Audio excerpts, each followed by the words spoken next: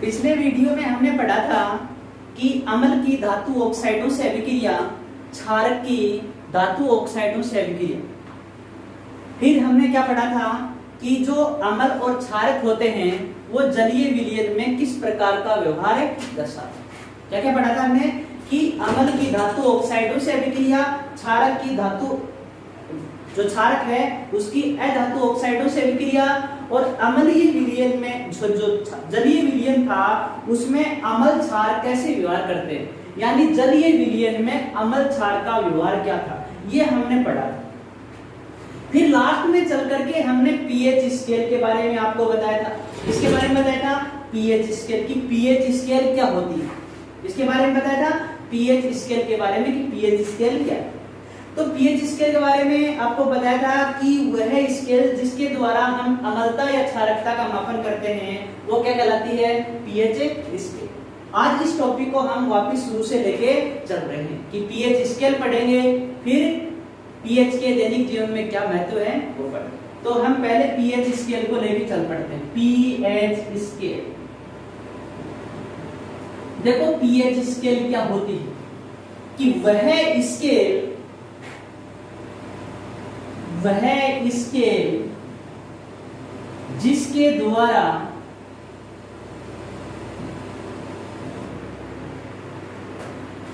अम्लीयता या क्षारीयता भी लिखते हैं और कई जगह क्षारकीयता भी लिखा हुआ मिलता है, एक ही बात, क्षारकीयता या क्षारीयता भी लिखते हैं। इस चीज का मापन किया जाता है।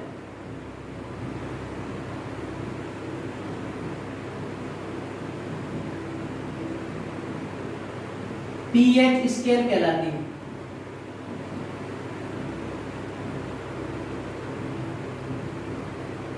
किसको कहेंगे हम पीएच स्केल, कि वह स्केल जिसके द्वारा अम्लीयता या क्षारीयता का मापन किया जाता है पीएच स्केल कहलाती है। देखो जो ये पीएच स्केल होती है, क्या होती है पीएच स्केल, इसमें जो ये पी अक्षर होता है, पी अक्षर एक जर्मन शब्द पोटेंस,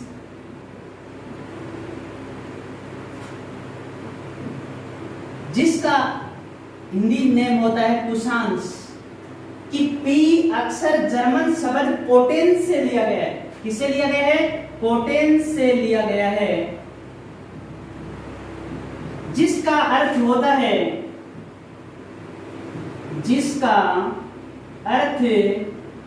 है पावर, यानी शक्ति। यानी पीएच के बारे में हम क्या कह सकते हैं कि पावर ऑफ हाइड्रोजन,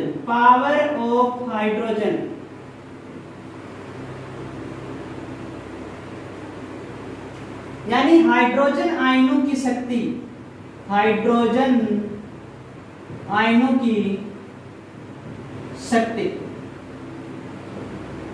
क्या होती है, पीएच। देखो वापिस कि वह स्केल जिसके द्वारा हम अम्लीयता या क्षारीयता का मापन करते हैं क्या कहलाती है, पीएच स्केल कहलाती है। जो पीएच में जो पी शब्द है, पीएच में जो पी अक्षर है, मान लो वो एक जर्मन शब्द पोटेंस यानी कुशांश से लिया गया है, जिसका अर्थ होता है पावर यानी शक्ति। पावर ऑफ हाइड्रोजन आयनों की शक्ति ही क्या होती है, हाइड्रोजन आयनों की सांद्रता बढ़ती जाएगी तो अम्लीय प्रकृति बढ़ेगी, और हाइड्रोजन आयनों की सांद्रता घटती जाएगी तो क्षारीय प्रकृति बढ़ेगी। ठीक है, तो हाइड्रोजन आयनों की जो शक्ति होती है वही क्या होती है, पीएच। इसको देखो एक रूप में और लिखते हैं कि जो हाइड्रोजन आयन है, हाइड्रोजन आयनों की जो सांद्रता है, हाइड्रोजन आयनों की सांद्रता का जो ऋणात्मक लॉग ले लें, नेगेटिव लॉग ले लें, ऋणात्मक लोगरिथम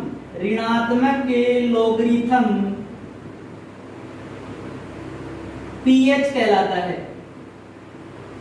पीएच क्या है, हाइड्रोजन आयनों की सांद्रता का ऋणात्मक लोगरिथम पीएच कहलाता है। कि हाइड्रोजन आयनों की जो सांद्रता है उनका ऋणात्मक लॉग ले लो, जो नेगेटिव लॉग हम लेंगे, और लॉग भी कौन से लॉग दो होते हैं, लॉग ई बेस और लॉग 10 बेस। तो ये लॉग 10 बेस का जिक्र कर रहा है, ठीक है। तो हम क्या लिख सकते हैं कि pH is equal to minus log 10 base H+। तो ये हमने pH के बारे में नॉर्मली वे में पढ़ा कि जो pH होती है उसमें जो P अक्षर होता है, क्या होता है, जो P अक्षर होता है वो एक जर्मन शब्द, क्या होता है, एक जर्मन शब्द पोटेंस या पुषांक से लिया गया है। पोटेंस जैसे होता है, पोटेंस, सॉरी एन नहीं लिखा था इसमें। एक जर्मन शब्द पोटेंस या पुषांक से लिया गया है जिसका अर्थ होता है पावर, यानी शक्ति, पावर ऑफ हाइड्रोजन। हाइड्रोजन आयनों की शक्ति क्या होती है, pH। एक परिभाषा और होती है कि हाइड्रोजन आयनों की सांद्रता का जो ऋणात्मक लॉग या ऋणात्मक जो लोगरिथम होता है वो क्या कहलाता है, वो pH कहलाता है। देखो ये सूत्र है। अब ये कि जैसे हाइड्रोजन आयनों की सांद्रता हमें दे दी 10⁻³ दे दी, तो देखो pH आएगी तो ये जो -3 है ये बेस में आ जाएगा, pH बराबर आ जाएगा 10⁻³ का। यदि हम माइनस लॉग लेंगे तो ये कितना आ जाएगा, ये जो घात है ये बेस में आ जाएगी, यानी pH का मान है 3 आ जाएगा, और 3 होगा pH तो अम्ल। ये ज्यादातर आपके सिलेबस में याद करना नहीं है, फिर भी मैं बता दूंगा थोड़ा। अब देखो हम एक आधार लेके चलते हैं, pH मापकरण का एक स्केल लेके चलते हैं, उस स्केल में देखना सामान्य ताप पर लेके चलते हैं।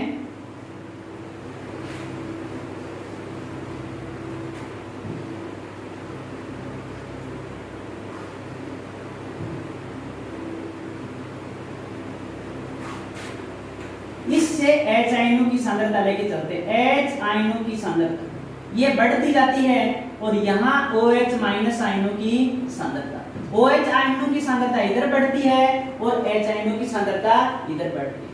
दूसरे शब्दों में हम ये कह सकते हैं कि जो H+ आयनों की सांद्रता इधर बढ़ती है और इधर क्या होती है, घटती है। देख लो इधर बढ़ रही है और इधर क्या हो रही है, घट रही है। यानी यहाँ बेस हम 7 मान के चलते हैं, 0 से स्टार्ट करते हैं और यहाँ 14 तक पहुंचता है।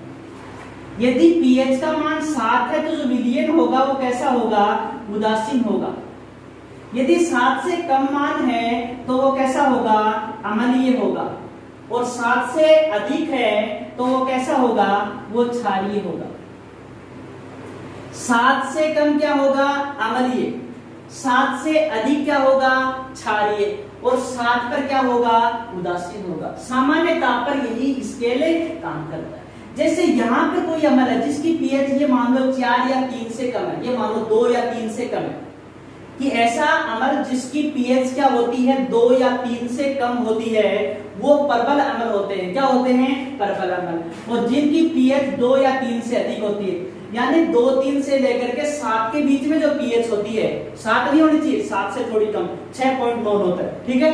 तो उस कंडीशन में क्या होगा, देखो उस कंडीशन में ये दुर्बल अम्ल, यहाँ पर दुर्बल अम्ल मिलेंगे, कौन से अम्ल मिलेंगे, दुर्बल, और यहाँ पर क्या मिलेंगे, प्रबल अम्ल। तो अब प्रबल क्षार कहाँ मिलेंगे, यहाँ पर, यहाँ मिलेंगे प्रबल क्षार और यहाँ मिलेंगे दुर्बल क्षार। यहाँ पर दुर्बल क्षार लिख देता हूं से, दुर्बल क्षार, और यहाँ प्रबल क्षार, और यहाँ दुर्बल अम्ल और यहाँ प्रबल अम्ल। यदि pH का मान यहाँ 2-3 से कम है, यानी ये दे दिया 0.1, तो ये क्या है, 2-3 से कम है, कम है, तो ये क्या होगा, प्रबल अम्ल। जिसकी pH 0.1 है, 0.2 है या 3 है, यानी 2 या 3 से जब कम होती है तो वो प्रबल अम्ल, और यदि 2-3 से ज्यादा और 7 से कम होती है तो वो कौन सा होता है, दुर्बल अम्ल होता है। यदि पीएच का मान 10 तक दुर्बल चलता है, 7 से लेकर के, यानी 7 से अधिक हो, 7 नहीं हो, 7 से अधिक और वहां से लेकर के 10 तक पहुंचेगी तो कौन से होंगे? दुर्बल क्षार होंगे। और जो अपने 10 11 से लेकर के, यानी 11 से लेकर के 14 तक जो क्षार होंगे वो कौन से क्षार होंगे? प्रबल क्षार। तो ये अपना प्रबल दुर्बल का चल हुआ कि प्रबल कौन है, दुर्बल कौन है। ये परिभाषाओं के द्वारा भी आपको बताएंगे कि प्रबल कौन सा है, दुर्बल कौन सा, किंतु जनरली स्केल के आधार पर हमें बता रहे हैं कि प्रबल कौन सा है, दुर्बल है कौन सा। इस बेस पे हम इसको लेके चलते हैं। इस बेस पे लेके कि 7 पे उदासीन है, 7 से कम अम्लीय है, 7 से अधिक क्या है? क्षारीय। यदि फिर भी इस 7 0 से 7 वालों को भी 2 भागों में बांटा, यदि इस साइड में आ रही है, यानी इस साइड में हाइड्रोजन आयनों की सांद्रता सबसे ज्यादा मिलेगी, तो सबसे ज्यादा मिलेगी तो इसका अर्थ क्या हुआ? यहाँ कौन है? यहाँ प्रबल अम्ल होगा और यहाँ प्रबल क्षार होगा। और इस 7 वाली पट्टी के दोनों साइड में क्या होंगे? इस साइड में 7 से ऊपर वाली साइड में तो क्या होगा? दुर्बल क्षार होंगे, और जो 7 से कम वाली साइड में क्या होंगे? दुर्बल अम्ल। ये स्केल आपकी आंखों के सामने है। 0 से स्टार्ट हुआ, 14 तक चला, बीच का भाग 7 हुआ, 7 पर उदासीन, इधर क्षारीय, इधर अम्लीय, यहां से यहां तक मान लो 2 3 मान लो, यहाँ 2 3 से कम तो प्रबल और 2 3 से अधिक तो दुर्बल। यहाँ पर यदि 10 तक चल रहा है तो दुर्बल, और 10 से ऊपर चल रहा है तो कौन है? प्रबल। तो इधर क्षारीय और इधर एक कभी कभी एग्जाम में और पूछ लेता है कि सर्वोत्तम जब अम्लीयता है या क्षारीयता है, यानी पीएच का निर्धारण, ये मान लें अम्लीयता क्षारीयता को छोड़ो, ये पूछ लेता है कि पीएच का सामान्यतः निर्धारण किसके द्वारा किया जाता है। तो वहां एक चीज आपको याद रखनी है, वो नाम है सार्वत्रिक सूचक सर्वव्यापी पेपर। क्या याद रखना है? सार्वत्रिक सूचक सर्वव्यापी पेपर के द्वारा पीएच का निर्धारण होता है। ये क्वेश्चन भी पूछ लेता है कि पीएच का निर्धारण किसके द्वारा करते हैं। इसको अंतःभारित भी बोलते हैं। ज्यादातर अंत सर्वभारित की बजाय अंतःभारित सबसे ज्यादा यूज होता है। क्या होता है? अंतःभारित। आपके जो नोट्स में वो अंतःभारित ही लिखा हुआ है। क्या लिखा हुआ है? अंतःभारित। देखो कि सामान्यतः पीएच का जो निर्धारण है वो हम किसके द्वारा करते हैं? वो निर्धारण हम करते हैं सार्वत्रिक सूचक अंतःभारित पेपर के द्वारा किया जाता है। ये नाम थोड़ा सा भाषा में कठिन रहेगा, फिर भी 1-2 बार पढ़ोगे तो याद हो जाएगा। क्या होगा? सार्वत्रिक सूचक अंतःभारित पेपर के द्वारा पीएच का निर्धारण किया जाता है या पीएच को ज्ञात करते हैं। कभी कभी छोटे क्वेश्चन पूछ लेते हैं नींबू रस की पीएच कितनी होती है, तो एक पट्टी बना करके आपके नोट्स में एक अतिरिक्त पट्टी और बना रखी है इस तरह से रंगीन, और उसमें रंगीन डब्बे दिए हुए हैं, प्रिंटेड पट्टी बनाई है। देखो वहां यहां पर लेके चला है तो 1.2 पर जठर रस कहां पाया जाता है? देखो अपने आमाशय के अंदर, मान लो ये ज्यादातर तो आंत में होता है, वैसे आमाशय में भी जठर रस होता है, यानी पाचन तंत्र का रोल। ये मान लो कि जठर रस कहां होता है? अपने पाचन तंत्र में होता है। तो जठर रस होता है, उसकी पीएच होती है 1.2। अब जो अपना नींबू रस होता है, नींबू रस एक प्रबल अम्ल होता है, सिट्रिक एसिड होता है इसके अंदर। क्या होता है? सिट्रिक एसिड, यानी सिट्रिक अम्ल पाया जाता है, और इसकी पीएच होती है 2.2। तो पूछ लेता है जठर रस की पीएच कितनी है, या 2 क्वेश्चन ऐसे कर ले, जठर रस तथा नींबू रस की पीएच लिखिए। तो नींबू रस की पीएच कितनी होती है? 2.2। और जो अपना जठर रस होता है उसकी पीएच कितनी होती है? 1. कोई दिक्कत हो तो बताओ कि जठर रस 1.2 पर और नींबू रस कितना आ गया? 2.2। ठीक है, अब इसके आगे चलते हैं। अब यहाँ पर हम लेके चलेंगे 7 पर, तो वाटर है, 7 शुद्ध जल होता है, उसकी 7 होती है। अब देखो अपने रुधिर को लेके चलते हैं। रुधिर की पीएच होती है 7.4। बताओ रुधिर क्षारीय हुआ या अम्लीय? इस पट्टी को क्रॉस कर गया तो कैसा हो गया? क्षारीय हो गया। क्या हो गया? क्षारीय। रुधिर किस प्रकृति का होता है? क्षारीय प्रकृति का होता है। फिर अपने मिल्क ऑफ मैग्नीशिया MgO2 दुर्बल क्षार मान लो कि MgO2 होता है, उसकी pH को 10 लेते हैं और जो अपना NaOH होता है उसकी pH कितनी होती है? 14। ये MgOH2 की है, MgOH2 और ये होती है NaOH। यानी NaOH और KOH से प्रबल कोई क्षार ही नहीं है, ये मान के चलो। NaOH और KOH प्रकृति के सबसे प्रबल क्षार, इनकी pH सबसे अधिक होती है। 14 हो गई, 14 से ज्यादा कम होगी, आप बताओ। 14 से ज्यादा क्रॉस कर ही नहीं सकते। तो ये अपना pH के बारे में हुआ, नॉर्मली बेसिक जानकारियां हुई।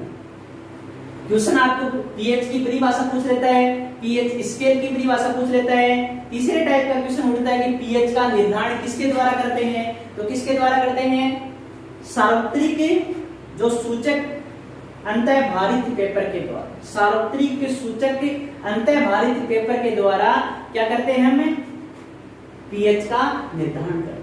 फिर यहाँ पर आपको बताई कि जठर रस की pH 1.2 होती है, नींबू रस की 2.2 होती है, रुधिर की 7.4 होती है, मिल्क ऑफ मैग्नीशिया, इसका नाम होता है मिल्क ऑफ मैग्नीशिया, इसकी 10 होती है और जो अपना NaOH होता है उसकी pH कितनी होती है? 14। अब हम pH का दैनिक जीवन में महत्व लेके चले। उससे पहले देखो हम प्रबल, दुर्बल और प्रबल अम्ल, प्रबल क्षार, दुर्बल अम्ल, दुर्बल क्षार के बारे में पहले वो जानकारी अलग से परिभाषाओं के रूप में दे देता हूँ। वैसे तो आपको बता दिया कि प्रबल अम्ल क्या होता है, प्रबल क्षार क्या होता है, दुर्बल अम्ल, दुर्बल क्षार क्या होता है। जिसमें ज्यादा H+ होंगे इस साइड में तो वो प्रबल अम्ल, ज्यादा OH होंगे वो प्रबल क्षार, और कम H+ होंगे तो दुर्बल अम्ल, और कम OH- होंगे तो क्या होगा? दुर्बल क्षार। किंतु इनको हम परिभाषाओं और उदाहरणों के द्वारा बताते हैं, क्योंकि पूछ लेता है परीक्षा में किसी दो प्रबल अम्लों के उदाहरण दीजिए, तो कैसे देंगे? तो उसके आधार पर इन प्रबल दुर्बल की परिभाषाएं पढ़ेंगे, ठीक है।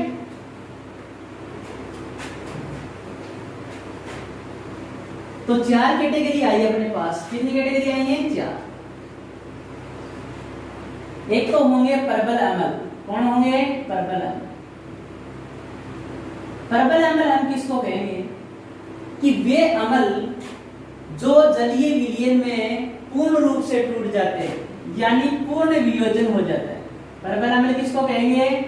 कि वे अम्ल जो जलीय विलयन में पूर्ण वियोजित हो जाते हैं, यानी उनका पूर्ण वियोजन हो जाता है। और जब पूर्ण वियोजन हो गया तो अधिक क्या आएंगे? H+ होंगे। पूरा टूट जाएगा तो सारे के सारे H+ से बाहर निकल जाएंगे, जितने भी H+ उसके पास है वो सारे निकल जाएंगे। प्रबल अम्ल किसको कहेंगे? कि वे अम्ल जो जलीय विलयन में पूर्ण रूप से वियोजित हो जाते हैं, क्या कहलाते हैं? प्रबल अम्ल कहलाते हैं, यानी अधिक H+ देने वाले अम्ल। परिभाषा को जैसे अपने को कॉपी में लिखना पड़े तो हम कैसे लिखेंगे? कि वे अम्ल जो जलीय विलयन में पूर्ण वियोजित होकर अधिक H+ आयन देते हैं, प्रबल अम्ल कहलाते हैं। वो तो एक बोलने की भाषा थी, लिखें तो कैसे लिखेंगे? कि वे अम्ल जो जलीय विलयन में पूर्ण रूप से वियोजित होकर के क्या देते हैं? अधिक H+ देते हैं, क्या कहलाते हैं? प्रबल अम्ल। उदाहरण याद रखने आपको, HCl है, हाइड्रोक्लोरिक अम्ल। HCl क्या होता है? हाइड्रोक्लोरिक अम्ल। HNO3 नाइट्रिक अम्ल, और H2SO4 होता है सल्फ्यूरिक अम्ल। ये सल्फ्यूरिक अम्ल, ये नाइट्रिक अम्ल, और ये कौन सा अम्ल है? हाइड्रोक्लोरिक अम्ल। इसको बोलते हैं देसी भाषा में नमक का तेजाब। क्या बोलते हैं? नमक का तेजाब। इसको बोलते हैं सोरे का तेजाब। सोरा नौसदर से बनने वाला एक पदार्थ है। नमक का तेजाब, सोरे का तेजाब, और इसको बोलते हैं गंधक का तेजाब। ये गंधक का तेजाब होता है, ये सोरे का तेजाब होता है, और ये नमक का तेजाब होता है। इसका नाम होता है हाइड्रोक्लोरिक अम्ल, इसका नाम होता है नाइट्रिक अम्ल, और इसका नाम होता है सल्फ्यूरिक अम्ल। ये नमक का तेजाब देसी भाषा में, इसको सोरे का तेजाब, और इसको क्या बोलते हैं? गंधक का तेजाब, ठीक है। अब हम दुर्बल के बारे में चलते हैं कि दुर्बल अम्ल कौन से होंगे। जस्ट परिभाषा उल्टी हो जाएगी। कि वे अम्ल जो जलीय विलयन में पूर्ण रूप से वियोजित नहीं होते हैं तथा कम H+ देते हैं, यानी पूर्ण रूप से वियोजित नहीं होते हैं और जो कम H+ देते हैं क्या कहलाते हैं? दुर्बल अम्ल। कि वे अम्ल जो जलीय विलयन में पूर्ण रूप से वियोजित नहीं होते हैं तथा कम H+ देते हैं क्या कहलाते हैं? वो कहलाते हैं दुर्बल अम्ल। इसमें आपको दो उदाहरण याद रखने हैं, ये एसिटिक अम्ल होता है और ये फॉर्मिक अम्ल होता है। फॉर्मिक अम्ल को तो हर हाल में याद रखना है। जो चींटी का डंक होता है, माने चींटी डंक तो क्या माने? चींटी में और मधुमक्खी का जो डंक होता है उसमें मेथेनोइक अम्ल ही पाया जाता है। क्या पाया जाता है? मेथेनोइक अम्ल। इसको फॉर्मिक अम्ल भी बोलते हैं और इसको सिरके का अम्ल भी बोलते हैं।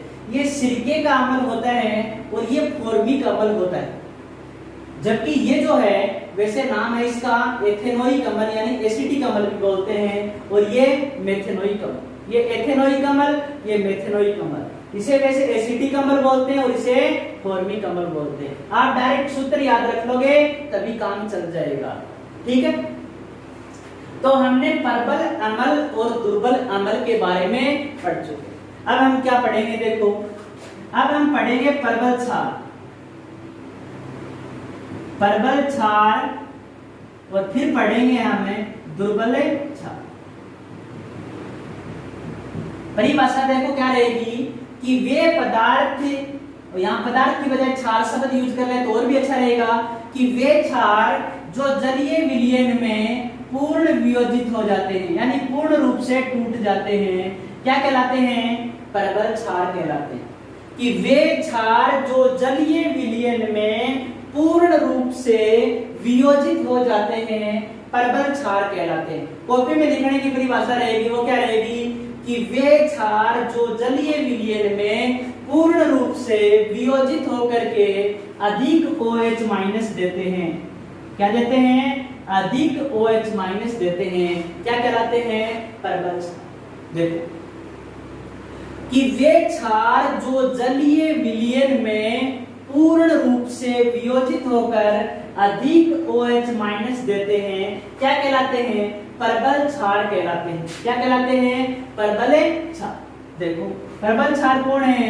NaOH है, वो प्रबल क्षार है। KOH है। आपको बताया भी था कि NaOH और KOH से प्रबल कोई होता ही नहीं है, बाकी इसकी तुलना में दुर्बल।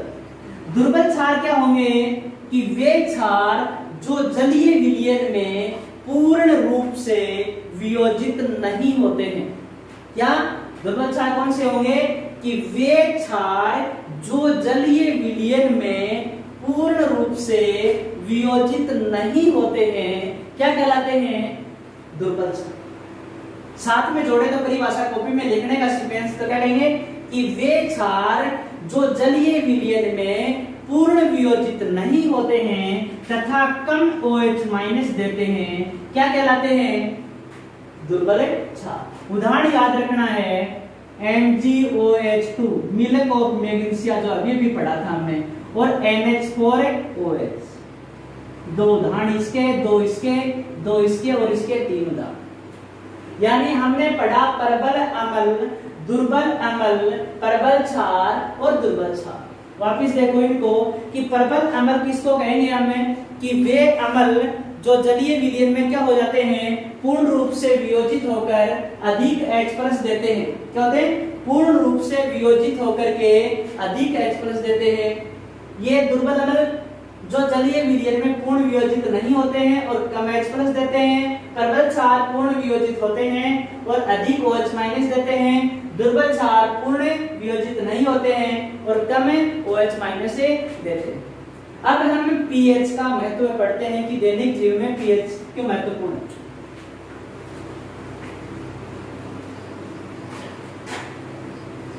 महत्व ज्यादातर थ्योरेटिकल है, वैसे समझाने वाली चीज नहीं, फिर भी मैं बेसिक जानकारी के आधार पे आपको बता देता हूँ। इसमें पहला बनता है अम्लीय वर्षा। क्वेश्चन यही पूछ लेता है कि अम्लीय वर्षा क्या है या किसे कहते हैं, ये हानिकारक होती है क्यों। देखो कारखानों से जो प्रदूषक निकलते हैं, जैसे SO2 गैस निकली, उसने पानी से क्रिया की, H2SO4 बना लिया। क्या बना लिया? H2SO4, वायु की उपस्थिति में। पहले तो H2SO3 बनेगा, फिर O वापिस जुड़ जाएगी, ठीक है ना, तब डायरेक्ट लिख दिया। और जो NO2 है, इसकी क्रिया जल से नमी से करेगी तो HNO3 बन जाएगा। क्या होगा कि औद्योगिक जो प्रदूषक, कारखानों से औद्योगिक जो प्रदूषक होते हैं, वो वातावरण में उपस्थित SO2 तथा NO2 से क्रिया करके क्या बनाते हैं? H2SO4 तथा HNO3 बना देते हैं। और ये जो अम्ल होते हैं, ये वर्षा जल में घुलकर पृथ्वी पर आ जाते हैं। क्या होते हैं? वर्षा जल में घुलकर पृथ्वी पर आ जाते हैं। वर्षा जल में घुलकर जब ये पृथ्वी पर आ गए तो क्या होती है? इसी स्थिति को हम बोलते हैं अम्लीय वर्षा। औद्योगिक प्रदूषक SO2 तथा NO2 वातावरण में उपस्थित नमी से क्रिया करके H2SO4 तथा HNO3 बनाते हैं। ये अम्ल वर्षा जल में घुलकर पृथ्वी पर आ जाते हैं, जिससे क्या होती है? अम्लीय वर्षा। अम्लीय वर्षा जीवों के लिए हानिकारक क्यों होती है?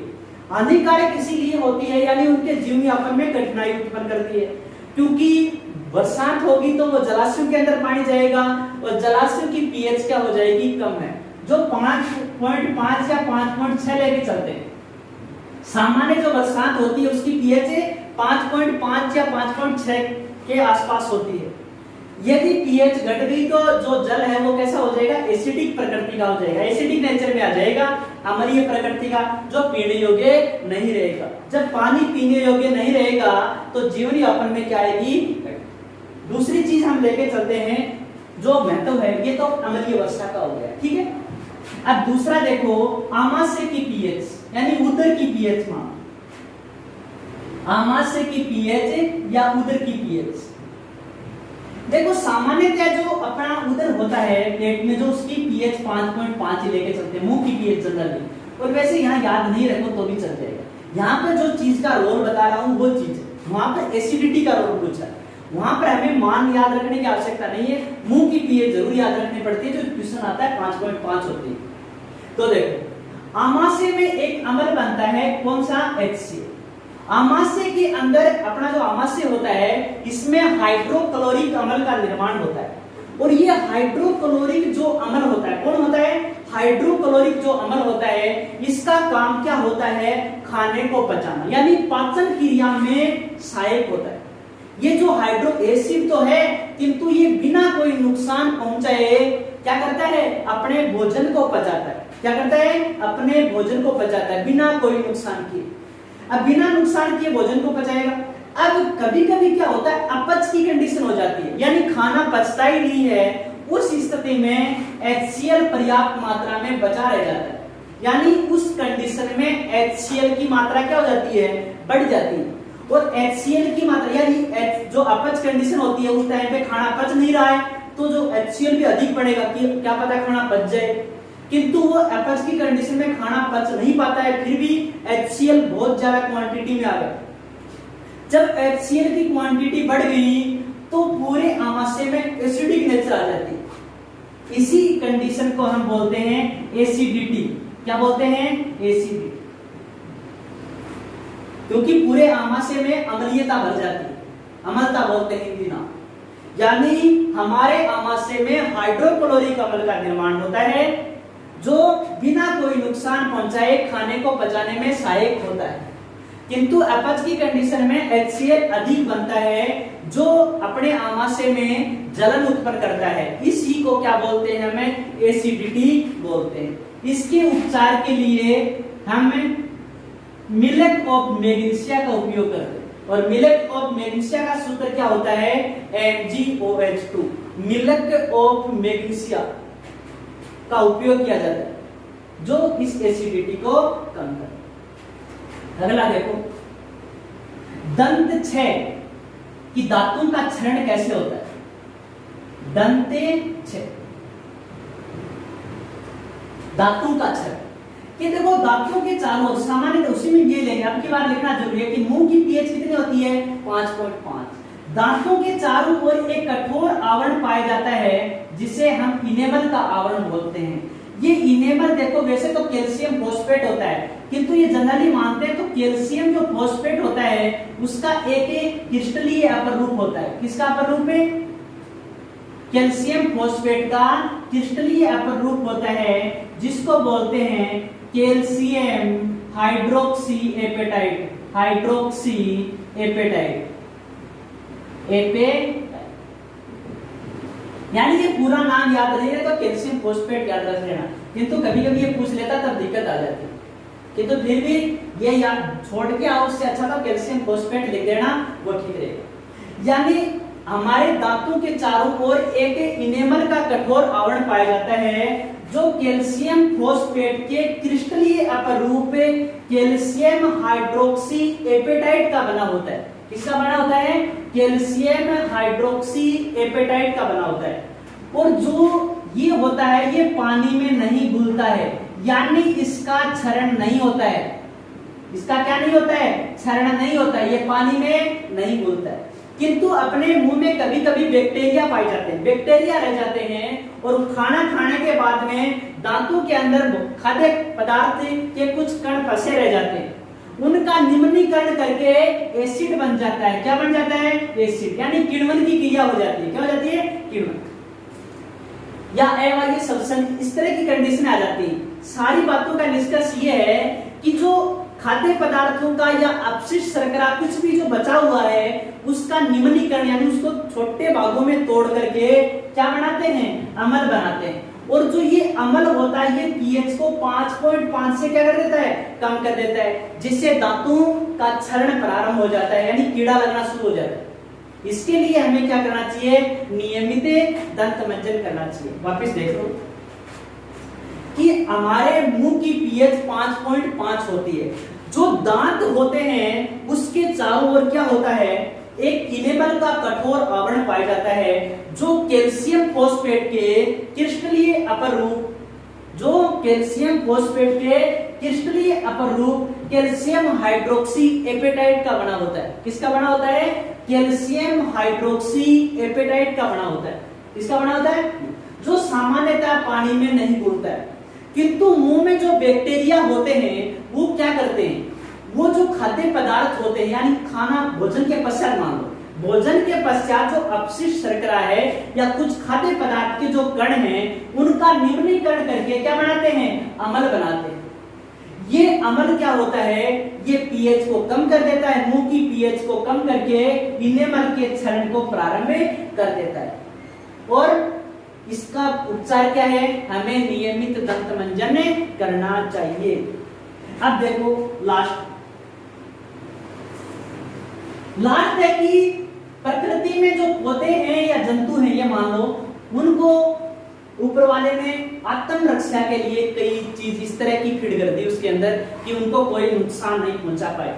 जैसे हम चींटी के साथ बदमाशी करेंगे तो चींटी हमें काटेगी और हमारी जो त्वचा है उसके अंदर क्या डाल देगी? मेथेनोइक अम्ल डाल देगी, और वहां हमें जलन, सूजन और लालिमा हो जाएगी।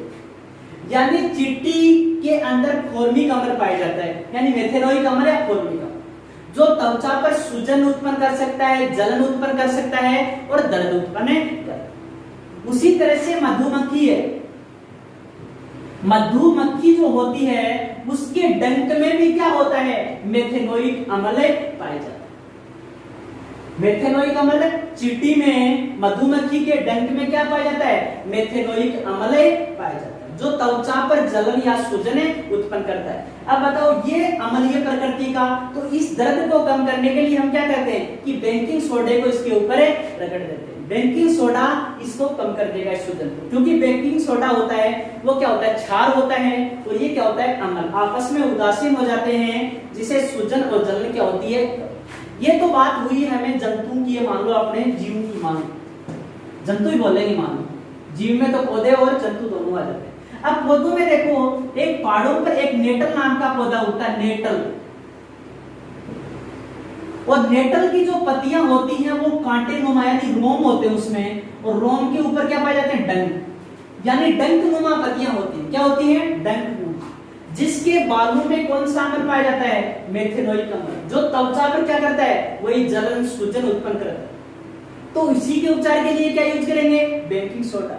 किंतु बात ये होती है, हम पहाड़ों पे जाते हैं, बेकिंग सोडे को साथ में डाल करके तो नहीं ले जाते, वहां पर अचानक सूजन या जलन आ गई, मान लो अपना गलती से नेटल की पत्ती से छू गया, मान लो उनके डंक से, तो अपने दर्द होने लगा, उस दर्द को हम कैसे दूर करते हैं? तो इसके लिए ऊपर वाले ने देखो क्या किया, ऊपर वाले ने इसके लिए एक चीज बात की कि जो नेटल पौधा जहां जहां ऊपर वाले ने उगाया है, नेचर ने जहां, प्रकृति ने उगाया है, मान लो ऊपर वाला मानो चाहे प्रकृति मानो, प्रकृति ने जहां जहां नेटल पौधे को उगाया है उसके पास में डोक नाम के एक पौधे को उगाया। किसको उगाया? डोक नाम के पौधे को। कि गलती से अपना हाथ नेटल पौधे से छू गया, किसे छू गया? छू गया, तो नेटल पौधे ने अपनी त्वचा के ऊपर क्या छोड़ दिया? मेथेनोइक अम्ल या फॉर्मिक अम्ल छोड़ दिया। अब हमारी त्वचा पर सूजन, जलन या दर्द उत्पन्न होने लगा, दर्द, सूजन, जलन उत्पन्न होने, उसका बचाव हम पहाड़ों पर जाकर के कैसे करें? तो डोक नाम का पौधा इसके आसपास होता है, उसकी पत्तियों को तोड़ा और इसके ऊपर रगड़ देते, जिससे वो जलन क्या हो जाती है? कम। तो क्वेश्चन एग्जाम में क्या आता है? चींटी में या मधुमक्खी के डंक में या नेटल जो पौधा होता है उसमें कौन सा अम्ल पाया जाता है? तो कौन सा अम्ल पाया जाता है? फॉर्मिक अम्ल। इसका उपचार कैसे करते हैं हम? कृत्रिम रूप से करते हैं, तो बेकिंग सोडे के द्वारा। और यदि पहाड़ों पर नेटल पौधा है और वहां उपचार प्राकृतिक रूप से करना चाहें तो डोक नाम का एक पौधा होता है, उसकी पत्तियों को रगड़ते हैं। ये चार जो महत्व है ये सबसे इंपॉर्टेंट है। एक लास्ट में महत्व है कि जो मृदा होती है अपनी, जो अधिक उपजाऊ होती है, मिट्टी की पीएच भी क्या होनी चाहिए? विशिष्ट होनी चाहिए। यदि मिट्टी की पीएच ज्यादा अम्लीय हो गई, क्या हो गई? ज्यादा अम्लीय, तो वहां फसल नहीं उगा पाएंगे हम।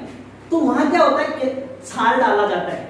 ये अलग से क्वेश्चन करवाऊंगा, क्वेश्चनों में आ जाएगा, कोई दिक्कत नहीं। यहाँ अपने जो महत्व है पीएच के वो कितने हुए हैं? वो चार महत्व सबसे इंपॉर्टेंट। अम्लीय वर्षा, आमाशय की पीएच, दंत क्षय और जीवों के द्वारा उत्पन्न जो रसायन है उनके द्वारा आत्मरक्षा। क्वेश्चन पूछ रहा था नेटल, मधुमक्खी या चींटी में कौन सा अम्ल पाया जाता है? तो फॉर्मिक अम्ल या मेथेनोइक। तो आज का टॉपिक अपना हुआ पीएच स्केल के बारे में पढ़ा, फिर पीएच स्केल के अंदर ही पढ़ा था हमने दुर्बल अम्ल, प्रबल अम्ल, दुर्बल क्षार, प्रबल क्षार, ये पढ़ा। फिर हमने पढ़ा कि पीएच का दैनिक जीवन में क्या महत्व है। इसमें अम्लीय वर्षा आई थी, अम्लीय वर्षा पर भी क्वेश्चन आता है, आमाशय की पीएच आई थी, फिर आमाशय की पीएच या उदर की पीएच, फिर क्या आया था? फिर आया था दंत क्षय, और फिर जो जीव होते हैं उनके द्वारा उत्पन्न रसायनों के द्वारा उनकी आत्मरक्षा कैसे होती है। तो ये आज का टॉपिक है पूरा, ठीक है।